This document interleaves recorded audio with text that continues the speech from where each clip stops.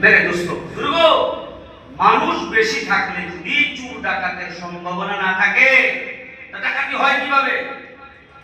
মানুষের সংখ্যা কম না, কথাটা এরকম না। কথাটা হলো ঈমান ও আমল যদি ঠিক থাকে। বলো কি থাকে? ঈমান আমল যদি ঠিক থাকে। মান আমিলা সালিহাম মিন যাকারিন আও উনসা ওয়া হুয়া মুমিন ফালানুহইয়ান্নাহু হায়াতান তাইয়্যিবা।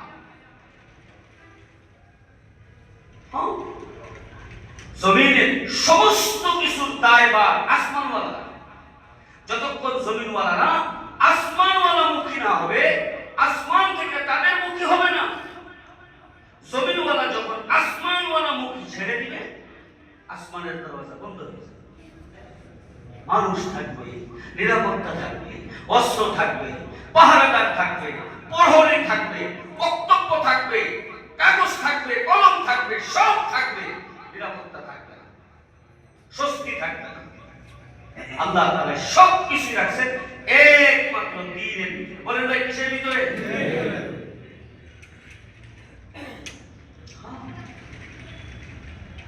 ওয়াফিস সামাই রিজকুকুম ওয়াফিস সামাই রিজকুকুম ওয়া মা তুআদুন। আয়াত সাব্যস্ত করে, আয়াত দাবি করে ও ফায়সালা হয় কোথায়? জমিনে না আসমানে? আসমানে। একটু মিলান তো, 3.5 হাত বলির একজন মানুষ, লম্বা 3.5 হাত, প্রস্থ কয় হাত? ধরুন সর্বোচ্চ 1.5 হাত, 2 হাতই ধরুন 1.5 হাত, মোটা যারা ধরেন না 2 হাত, 4 হাত আর 2 হাত, 6 হাত জায়গা বিশিষ্ট একটা মানুষ। ডান দিকের দুনিয়া কত বড়? আমি এখানে দাঁড়াইলাম, বসলাম, আমার ডাইনের দুনিয়া এরিয়া কত বড়? আমার সামনের দুনিয়া এরিয়া কত বড়? আমার বামের এরিয়া দুনিয়া কত বড়?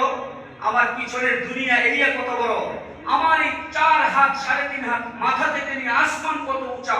বলে সারা চতুর্দিকে উপর সহ 1.5 হাত বলি এক মানুষের কলিজা যদি ঠিক হয়ে যায় আর আমার যদি ঠিক হয়ে যায়, বলে সারা দুনিয়া আল্লাহ তাআলা তার গোলাম বানায়। সুবহানাল্লাহ।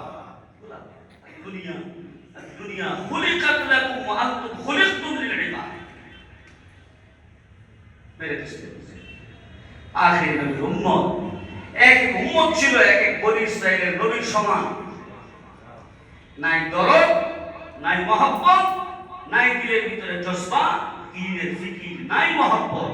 আর এই দ্বীনের ফিকির আর মহব্বত না থাকার কারণে আমরা পিছপা হয়ে যাইতেছি, আমাদের নাম্বার কমে আসতেছে। মনে রাখতে হবে, রাসূল হাদিসে বলে গেছেন কিয়ামতের আগে রিজিক আস্তে আস্তে উঠে যাবে। একবার যদি সমস্ত রিজিক আসমানে উঠে যায় আর নামবে না।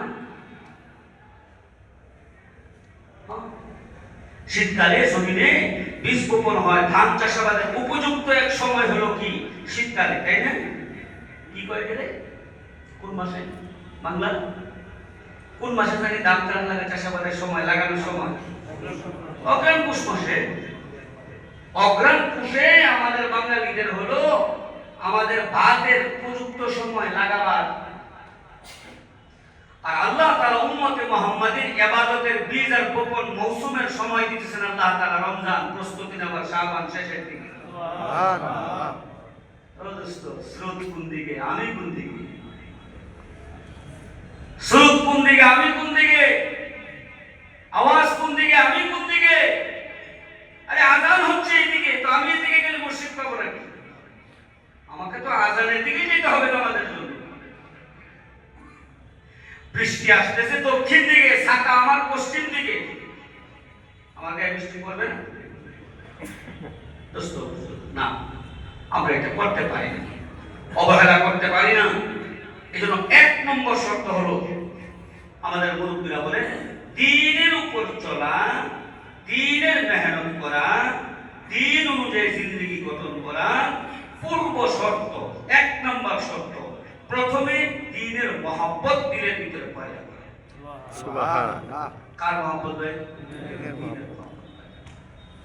আমার দিলে যখন দ্বীনের মহব্বত পয়দা হবে, তখন মানুষের সামনে আমার ইবাদত করাই শুধু ক্ষান্ত হবে না, আড়ালেও আমাকে আল্লাহর হুকুম নবীর তরিকা মানা সহজ হয়ে যাবে।